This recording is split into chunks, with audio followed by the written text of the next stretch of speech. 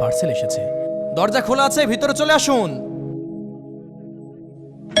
আরে মাথাটা খারাপ নাকি? যাই দেখে আসে তো। কি ব্যাপার, কানা শুনেন না নাকি? বারবার ভিতরে যেতে বললাম। কি রে, এ আবার কি ঘাড়তেড়া? কথার কোনো উত্তর দিচ্ছে না। ও খুব বেয়াদব তো দেখছি। এখানে দাঁড়াও, আমি আসতেছি। এই নাও তোমার টাকা। এই আবার কি মানুষ রে? আমি এত কথা বলছি, আমার একটা কথার উত্তর দিচ্ছে না। কলম দাও। আরে কলম দে। ও এমন একটা রিভিউ লিখে দেবো ওর চাকরিটাই আর থাকবে না। Not good. এই না ধর, তোর মতো মানুষের কিভাবে সোজা করতে হয় আমার জানা আছে।